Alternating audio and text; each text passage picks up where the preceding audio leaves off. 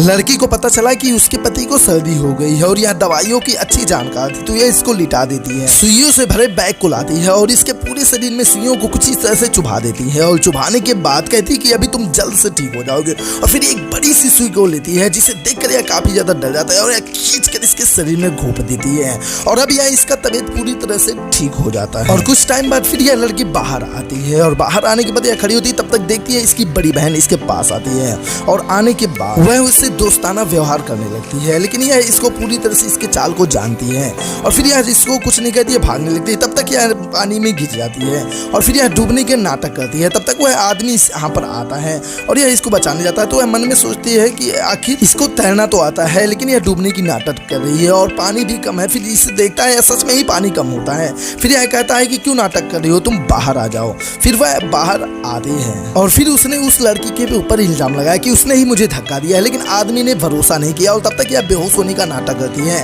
तो उस लड़की की बहन इसके पास आती है, इसको पकड़ लेती है और फिर इस लड़की की भाभी मन में सोचती है कि फ्यूचर में यह मेरे पति को छीन लेगी, जिसे जानकर यह तुरंत उसको छोड़कर वहां से भाग आती है और यह लड़की काफी ज्यादा बेहोश होने का नाटक करती है। तो वह लड़की इसके पास आती है, कुछ बदबू देने वाला पाउडर छिड़कती है और फिर उसके बाद ये लोग साइड हो जाते हैं और फिर उसके बाद यह बदबू देने लगता है, तो यह थोड़ा सा सहती है। फिर उसके बाद यह उठकर खड़ी हो जाती है और कहती है मैं तुम्हारा पीछा छोड़ूंगी नहीं मरते दम तक। और फिर यह कहकर यह यहाँ से चली जाती है और आगे का देखते हैं फिर नेक्स्ट पार्ट में।